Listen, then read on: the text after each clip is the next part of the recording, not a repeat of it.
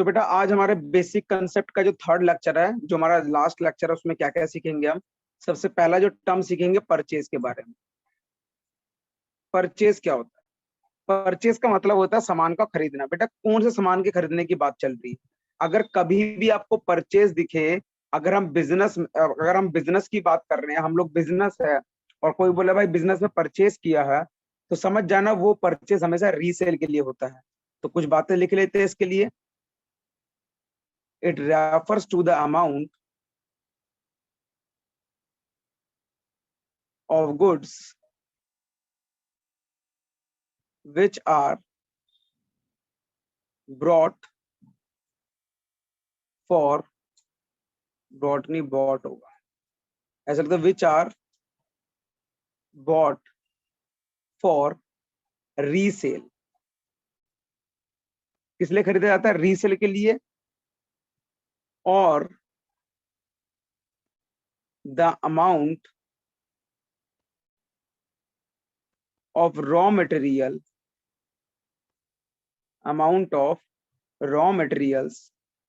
that are used in the production process। वो क्या कह रहा है? कह रहा है परचेज का मतलब यह है कि जो गुड्स है, मतलब जो भी हमने गुड्स को परचेज करने में, खरीदने में लगाया, वो भी खरीदा किस लिए? रीसेल करने के लिए। या फिर जो भी हमने रॉ मटेरियल पे खर्च किया, किस लिए? प्रोडक्शन करने के लिए। ठीक है, इसको, इस टर्म को क्या बोला जाएगा? परचेज बोला जाएगा। इट इंक्लूड्स, इसमें क्या क्या इंक्लूड होगा? It includes both cash and credit purchases of goods. तो देख रहे हो बेटा, ये किसकी सिर्फ परचेज की बात कर रहा था? गुड्स की बात कर रहा था। ये किसकी बात नहीं कर रहा था? फिक्स्ड एसेट की बात नहीं कर रहा था। कोई डाउट बेटा यहां तक? No sir. ये हो गया परचेज। अगला है परचेज रिटर्न। बेटा परचेज रिटर्न से क्या समझ आ रहा है? कि हमने कोई सामान, सामान, हाँ, हाँ बोलो कोई बोलो बोलो। सामान कोई सामान खरीदा, हमें उसमें डिफेक्टिव कुछ लगा तो हमने वापस कर दिया। वापस कर दिया। तो बेटा सामान हमने वापस किया, हमारा सामान था कि बाहर का सामान था? मतलब कि हमने क्या किया, बाहर से खरीदा और वापस भी बाहर ही कर दिया। तो इसको दूसरी लैंग्वेज में क्या बोलते हैं? Return outward. याद रहेगी बात? Yes sir. तो मैंने कहा when goods are return to the suppliers for any reason. हम किसी भी रीजन के लिए अगर सप्लायर को गुड्स वापस कर देते हैं, any reason, it is called purchase return. It is called purchase return, या फिर क्या बोलेंगे? Return outward. याद रखना इस बात को, आउटवर्ड। क्लियर बेटा पॉइंट? Yes sir. अगला हम Yes, पढ़ेंगे sir.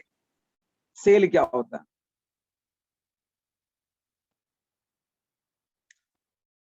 सेल मतलब सामान को सर बेचना। एक बार परचेज, हाँ बेटा बोल बेटा।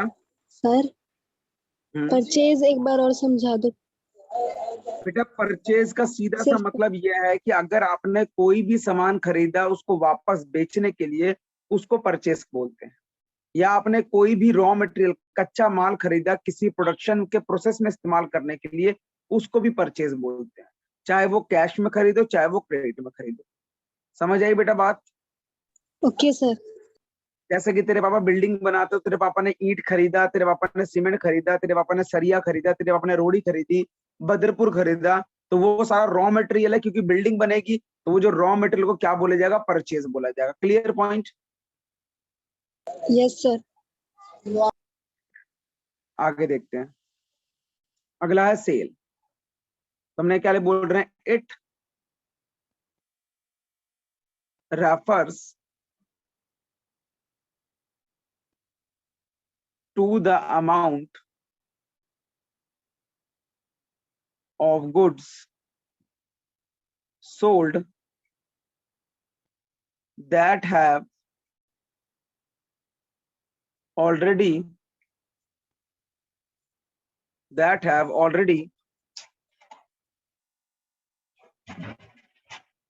been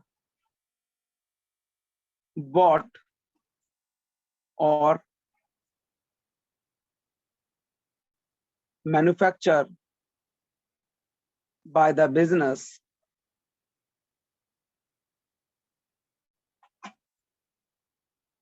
देखो क्या बोल रहा हूं बात को, कह रहा है सेल का मतलब वो अमाउंट जहां पर हम गुड्स को बेच रहे हैं, the amount of goods sold, जो गुड्स हमने ऑलरेडी खरीद रखे हैं या फिर बिजनेस के द्वारा मैन्युफैक्चर हो रखा है, उस टर्म को क्या बोलेंगे, सेल बोलेंगे। मतलब कि अगर मैं क्या बेच रहा हूं, मैंने डायरेक्ट फोन खरीदा, फोन बेच रहा हूं, तो मैंने बोला जो अमाउंट मुझे सामान बेचने से मिला है, वो जो सामान था मैं पहले से ही खरीद चुका हूं।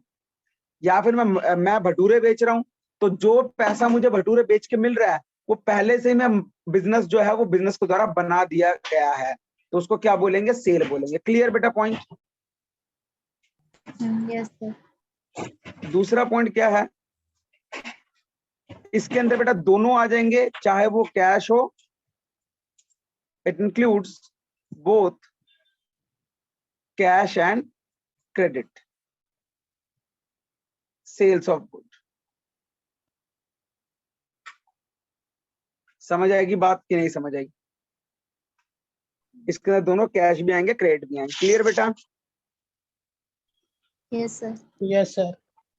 अगला देखो बेटा, अगला है सेल्स रिटर्न। सेल्स रिटर्न क्या होता है, जहां पर मैं सामान जो बेचा है उस बंदे ने मुझे वापस कर दिया, तो बेटा मेरा सामान मेरे पास वापस आ गया, तो उसको क्या बोलेंगे, रिटर्न इनवर्ड। क्या बोलेंगे, रिटर्न इनवर्ड। तो हमने क्या बोला, when goods are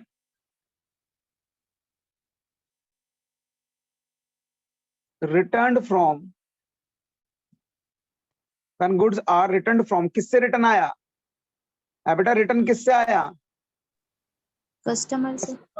very good.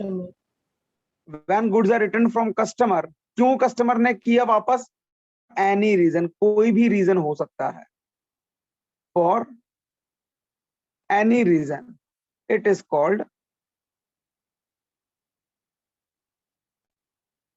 Called sales return या फिर और रिटर्न इनवर्ड। एनी डाउट बेटा किसी बच्चे को? No sir. No sir. अगला बेटा बात करते हैं, अगला है रेवेन्यू। टर्म क्या बोल रहा हूं, revenue from operation. Revenue from operation, बेटा ऑपरेशन का मतलब होता है हमारे बिजनेस की जो एक्टिविटी होती है उसको ऑपरेशन बोलते हैं। मोमोज वाला क्या बेचता है, मोमोज बेचना उसका क्या है, बिजनेस का ऑपरेशन है, ठीक है। तो यहाँ पर क्या बोला गया, कह रहा है revenue means the income. Revenue का मतलब क्या है, income generated from the sale of goods in case of non-financial enterprise, non-financial enterprise। देखो बात को समझो क्या कह रहा है, कह रहा है रेवेन्यू का मतलब क्या है कि भैया इनकम का जनरेट होना गुड्स को बेच के, लेकिन कौन सी एंटरप्राइज है, non financial. Non financial enterprise का मतलब है वो एंटरप्राइज जो लोन वोन ये सब ना देती हो, कमीशन ना देती हो, इंटरेस्ट पे ना चलती हो। जैसे कि बैंक है वो नॉन, हमारे इसके लिए वो नॉन फाइनेंशियल के छोड़ देंगे। मतलब बैंक क्या है, फाइनेंशियल है।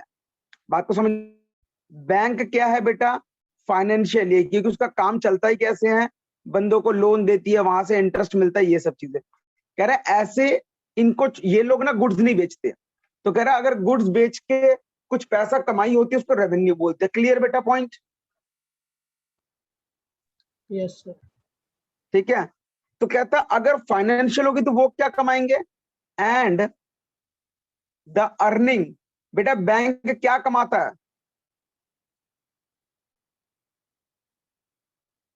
बैंक क्या कमाता है? इंटरेस्ट, ब्याज कमाता है। कह रहा है अगर ब्याज से कमाई हो रही हो या कमीशन से कमाई हो रही हो, ब्याज से कमाई हो रही, कमीशन से कमाई हो रही हो, ये कौन सी कंपनियां लेगी? In case of financial enterprise, in case of financial enterprise, ये फाइनेंशियल एंटरप्राइज की बात कर रहा है। क्लियर होगी बात? तो सीधी सी बात, अगर मैं पूरे इसको तोड़ के एक ही बात बोलूं, जो इंसान किसी भी चीज का काम कर रहा है, अगर वो उसमें से कुछ पैसा कमाता है उस चीज को बेचकर, तो उसको रेवेन्यू बोलते हैं। बेटा मेरा रेवेन्यू क्या होगा? मेरा रेवेन्यू, मैं क्या बेच रहा हूं? सर्विस। सर्विस। तो मैं सर्विस बेच के जो पैसा कमा रहा हूं मेरी रेवेन्यू है। क्लियर बेटा point? Yes sir. Sir bank क्या बेच रहा है? बैंक अपना लोन दे रहा है, लोन बेच रहा है, पैसा बेच रहा है, वहां से इंटरेस्ट कमा रहा है, तो उसके लिए वो रेवेन्यू क्या हो गया? इंटरेस्ट हो गया। समझ आएगी बेटा बात? Yes sir. सर रेवेन्यू और हाँ बेटा इनकम में बोलो। फिर, रेवेन्यू और इनकम में फिर क्या डिफरेंस होगा? बेटा देखो, रेवेन्यू और इनकम में वैसा कोई खास डिफरेंस नहीं, लेकिन मैंने आपको इनकम का एक फॉर्मूला बताया था, याद है? इनकम का मतलब क्या था? Sale revenue minus expenses. Expenses. याद आया? Yes sir. और रेवेन्यू का मतलब क्या है? इनकम जनरेटेड मतलब from this is the called revenue. Revenue. समझ आई बात की नहीं समझ आई? Yes sir. यस आगे बढ़ सकते हैं हम? Yes sir. ठीक है बेटा, अगला है बेटा गुड्स। गुड्स तो सिंपल से टर्म में क्या बोलेंगे भैया? जो फिजिकल आइटम मार्केट में अवेलेबल होती है बेचने के लिए, उसको गुड्स कहते हैं। टीवी वाले का टीवी पड़ा है वो गुड्स है। समझ आएगी मेरी बात? Yes sir. तो हमने क्या बोला? These are the physical item of trade. व्यापार करने के लिए जो भी आइटम होगी, दैट आर, ये कहां से आती है? परचेज करते हैं। किस लिए परचेज करते हैं? To be sold. That are purchased to be sold and includes the, हम क्या इंक्लूड करते हैं इसके अंदर? Includes the item making up the sales और purchases of business, purchases of business. अगर सीधे शब्दों में बात करूं, जो स्टॉक आपका बिकने योग्य है, इन ट्रेड है, उसको क्या बोलेंगे? गुड्स बोलेंगे। बात समझ आई कि नहीं समझ आई? Yes sir. मतलब अगर सब्जी वाले मार्केट में सब्जी लेके बैठे, वो सब्जी उनके लिए क्या है? गुड्स है। Clear point? Yes sir. ठीक है, अब यस समझना बात। मैंने आपको याद होगा, मैंने बोला था गुड्स और स्टॉक लगभग एक ही चीज होती यस है ना? लेकिन यहां पर आएगा स्टॉक। अब स्टॉक का मतलब ही समझो क्या होता है। चाहे स्टॉक की बात करो, चाहे इन्वेंट्री की बात करो। कहता है इट इज टेंजिबल एसेट। ये क्या है वैसे? एक टेंजिबल एसेट। क्लियर? ये क्या है? एक टेंजिबल एसेट है। That is held by the business for the purpose of sale in normal course, normal course of business, normal course of business. ठीक है? It includes goods unsold on a particular date, on a particular date. बेटा बात को समझना ध्यान से, वो क्या कह रहा है बेटा, टेंजिबल यहां पर क्या फिक्स एसेट लिखा हुआ है? सर बेटा फिक्स एसेट लिखा है मैंने यहाँ पर, tangible fix asset no sir. नहीं लिखा नो हुआ ना, सर। ध्यान से सुनो मेरी बात पे क्या कह रहा हूँ। वो कहता है स्टॉक और इन्वेंट्री एक टेंजिबल एसेट है क्योंकि ये बिजनेस के द्वारा होल्ड किए जाते हैं, बिजनेस में रखे जाते हैं। क्यों रखे जाते हैं बिजनेस में? बेचने के लिए। तो बेटा इसको ना टेंजिबल तो इसलिए बोला गया है क्योंकि ये फिजिकल एग्जिस्ट करते हैं। क्या करते हैं? फिजिकल बेटा भैया दूध वाले का दूध नजर आता है ना, yes sir.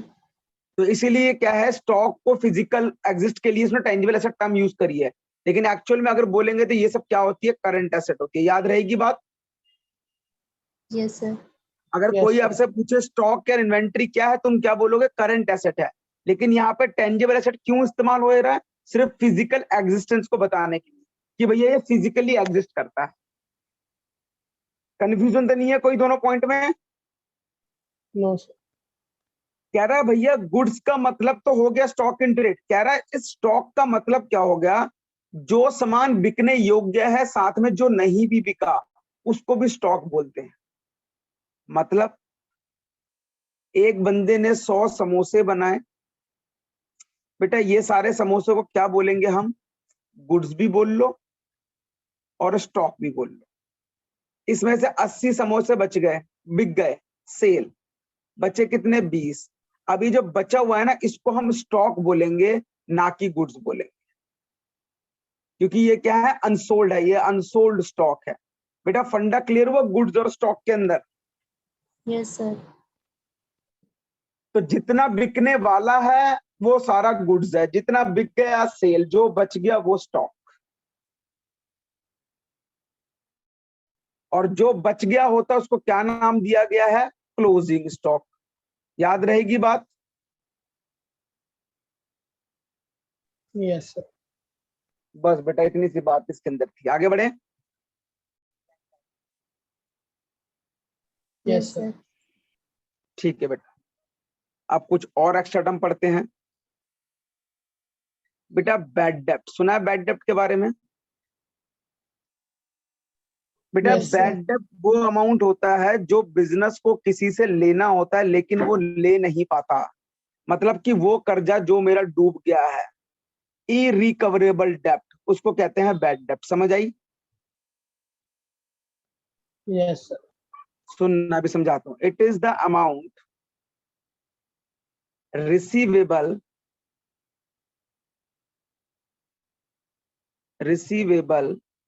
by the business which becomes irrecoverable। इसी को बैड डेट बोलते हैं। And therefore it treated as loss। उसको क्या मान लिया जाता है? इसलिए treated as loss। बात को समझना। मैंने कहा बेटा प्रियंका, मैंने ना श्रेयांश को 5,000 रुपए दिए हैं। तो प्रियंका कहती सर श्रेयांश को पैसे मत दो, वो लेके भाग जाता है। मैं कहा नहीं भागेगा। तूने कहा "नहीं, सर मेरे भागा हुआ"। अब बेटा श्रेयांश अगर तू पैसे लेके भाग गया तो मैं कहाँ जाऊंगा? वो 5,000 क्या मुझे मिलेंगे? अब नो सर। नहीं नो सर। मिलेंगे। तो मैं उसको क्या बोलूंगा? डेट। तू मेरा कौन था? अगर मैंने तेरे से 5,000 रुपए लेने थे, तू मेरा कौन था बेटा? Bad better. Debtor. Very good, debtor था। लेकिन ये डेटर कैसा निकला? इसको बोलेंगे बड़े शब्दों में गंदा डेटर। श्रेयांश तू गंदा डेटर है। गंदा डेटर बेटा क्यों है तू? मैं पैसे लेके भाग। तू पैसे लेके भागा। तो गंदे को इंग्लिश में बैड बोलते हैं, तो हमने इसलिए तेरा यस। नाम क्या रख दिया? बैड डेप्ट। समझ आ गई मेरी बात? Yes sir. अगर तू पैसे दे तो तेरे को मैं क्या बोलता? गुड डेप्ट। क्लियर होगी बेटा बात? Yes sir. बैड डेटर याद रहेगा, बैड डेट क्या होता है? वो इंसान जिससे पैसे लेने होते हैं लेकिन अब नहीं ले सकते, पैसे डूब गए, अब वो देगा ही नहीं, उसको बोलते हैं bad debt. Clear? Yes sir. आगे बढ़ते हैं बेटा। अगला पॉइंट है बेटा बैड डेट रिकवर्ड। इसका मतलब क्या हुआ?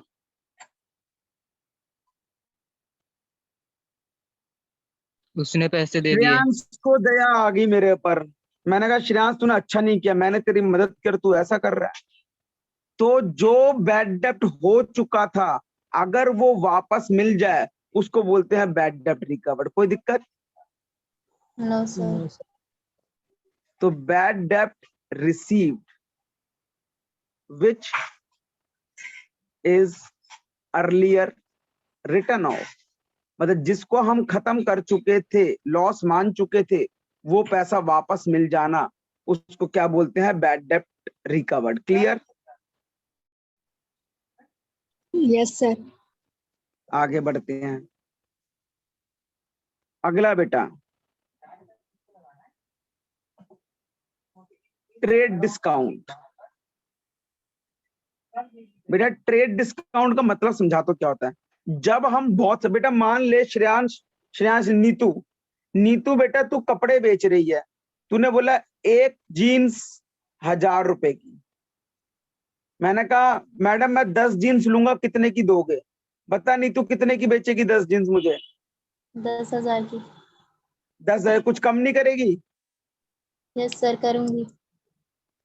तूने बोला चलो ठीक है तुम 10 ले रहे हो, तुम 15 जीन्स अगर लोगे तो मैं तुम्हें इसको 12,000 में दे दूंगी। तो तूने बेटा 12,000 रुपए क्यों 3,000 का घाटा दिखा रही है? तो सर इसीलिए कुछ 3,000 ज्यादा ही रुपए कम हो गया। डिस्काउंट दे रही है। हाँ बेटा कुछ ज्यादा ही कम हो गया। डिस्काउंट मिलता है ना, ऐसे सुनो ना। तो हमने कहा चल 3,000 छोड़ रही है तो इसी को बोलेंगे ट्रेड डिस्काउंट। मतलब प्राइस में रिडक्शन होना, क्यों होना? Due to bulk purchase.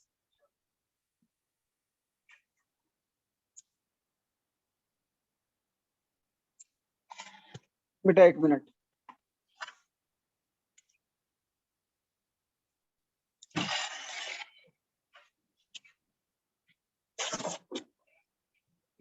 हाँ बेटा सुनो आप। तो ट्रेड डिस्काउंट का मतलब क्या हो गया? It is a reduction in the price, price का कम हो जाना। प्राइस ऑफ द किसका? Price of the goods allowed by, ये कौन देता है? सेलर देता है। किसको देता है? टू द बायर देता है। क्यों देता है? क्यों देता है? For buying goods. कितने goods? Of certain quantity, certain quantity और बल्क मोड, बल्क मोड या बल्क क्वांटिटी। तो उसी डिस्काउंट को क्या बोला जाता है? Trade discount. बेटा समझ आई बात कि नहीं समझ आई?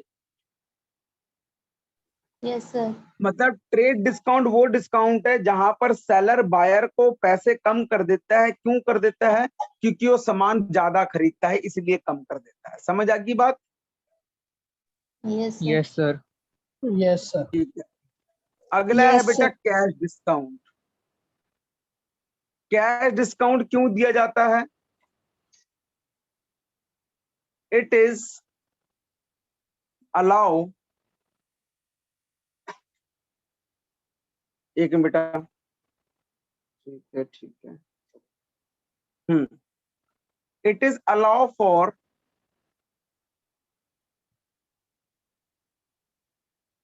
Timely payment of the amount. मैंने तेरे को बोला बेटा, छोटी सी बात पता है ना आपको, छोटा सा फंडा समझता हूं। मैंने कहा बेटा महीने की फीस 1,200 रुपए है, लेकिन अगर तुम मुझे एक बारी में दोगे तो आप मुझे 10,000 दे देना। तो अगर हिसाब लगाया जाए 1,200 इंटू 12 करोगे तो 14,400 फीस बनती है। लेकिन अगर तुम एक बारी में दोगे तो 10,000 फीस दे देना। तो मुझे बताओ तो फायदा हो रहा है कि नुकसान हो रहा है? फायदा हो रहा है। फायदा हो रहा है बेटा। फायदा। ये डिस्काउंट में क्यों दे रहा हूं? डिस्काउंट में क्यों दे रहा हूं? क्योंकि एक साथ पे हो रहा है। क्योंकि एक साथ है। तो हमने यहाँ पर यही बात बोली कि जब हम किसी को सामान बेचते हैं और उस बंदे को हम ये बोलते हैं कि भाई अगर तू पैसे मुझे 1 महीने के अंदर अंदर दे देगा तो मैं तेरे से और पैसा कम लूंगा। तो सर क्लियर आपका बेटा तो पॉइंट? नुकसान हो रहा है ना। नहीं बेटा, तब भी फायदा ही होता है। बात को समझ। अगर तू मुझे 10,000 रुपए इकट्ठे देगा तो मैं कम से कम एक फोन खरीद सकता हूं।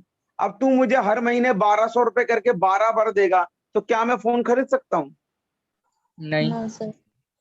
समझ गया फायदा क्या हो गया? चाहे मुझे मुझे पता है 4,400 का मुझे लॉस है, लेकिन फिर भी मुझे बेनिफिट है क्योंकि ये पैसा मुझे इकट्ठे मिल रहा है।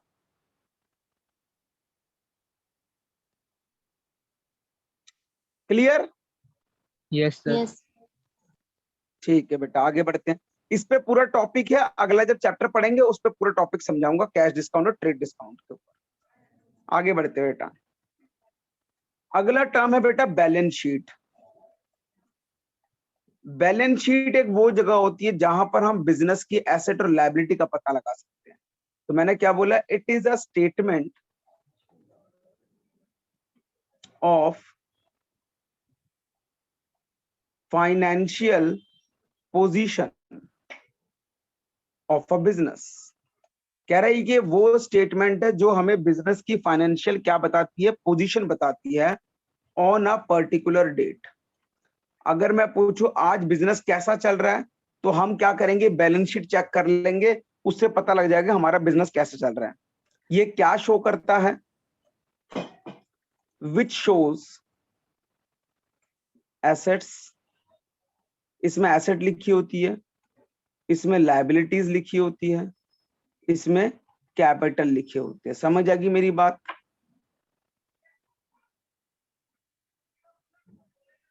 बैलेंस शीट एक वो जगह है जहां पर बिजनेस की एसेट लायबिलिटी कैपिटल लिखी होती है और उसको देख के हम ये पता लगा सकते हैं कि बिजनेस जो है उस बंदे का अच्छा है कि बुरा है।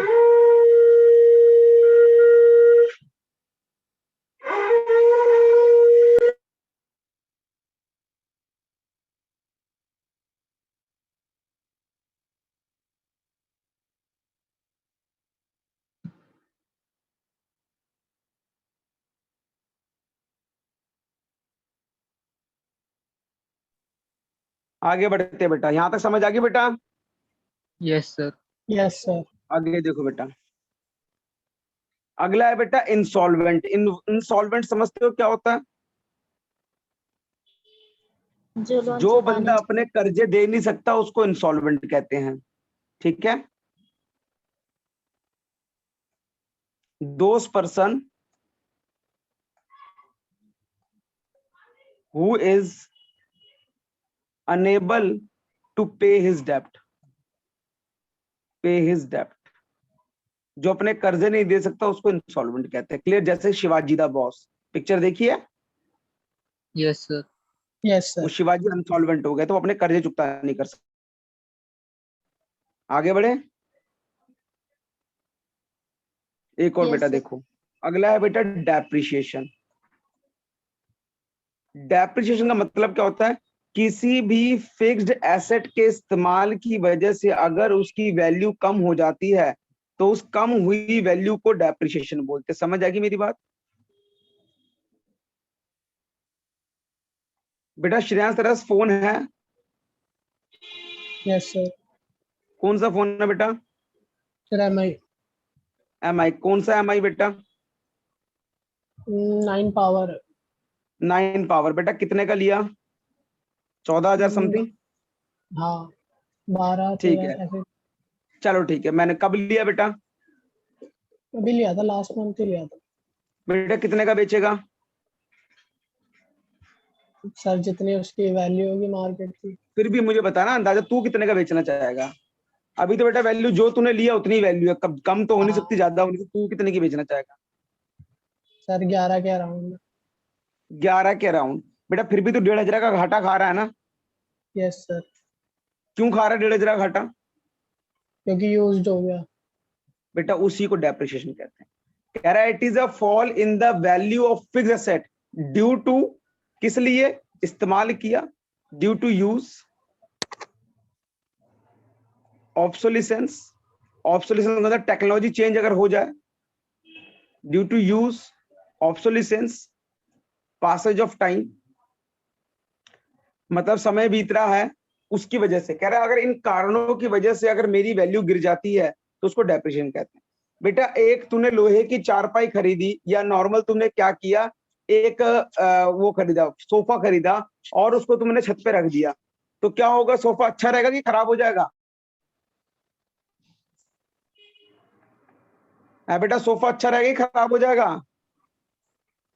सही खराब हो रहेगा। जाएगा। अच्छा छत पे बेटा धूप है, बारिश है, सब कुछ है, खराब हो जाएगा सोफा, हाँ हाँ, फिर खराब हो जाएगा। खराब हो जाएगा।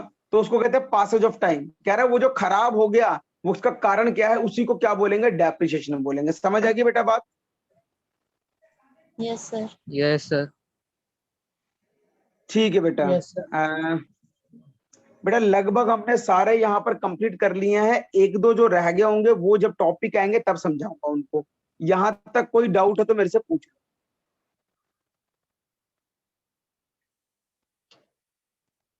चलो एक लास्ट और देख लेते हैं हम, जिसका नाम है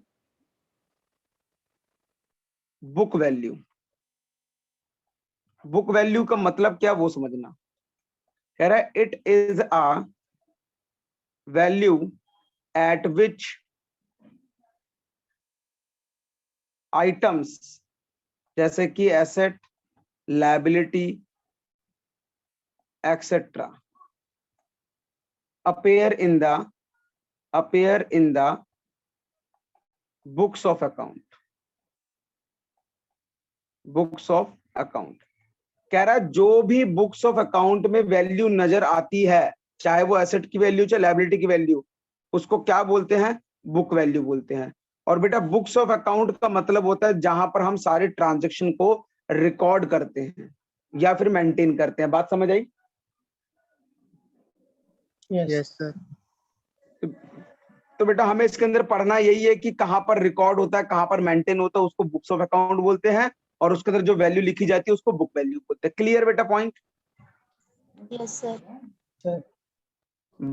ये हमारा टॉपिक था, यहाँ पर हमारा ये चैप्टर खत्म होता है, basic terms of accounting. Chapter 2 जो आपकी है बुक का, ये कंप्लीट हो गया। यहाँ पर कोई डाउट है इसके अंदर?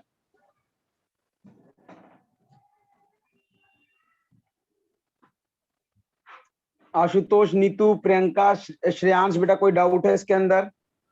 No sir. प्रियंका? सर वो मैंने थोड़ा लेट ज्वाइन करा था, परचेज एक बारी मेरे को बता दो।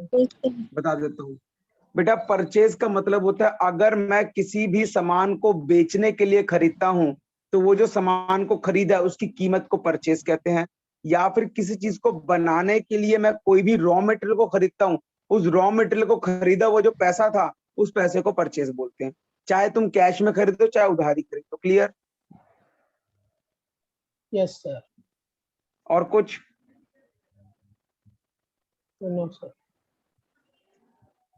ठीक है बेटा। तो बेटा मैं आज क्लास यहीं ओवर कर रहा हूं, अगली क्लास में तुम्हारा इस चैप्टर का टेस्ट होगा। Clear? Okay sir. Okay sir. ठीक है बेटा, तो मिलते हैं मंडे को।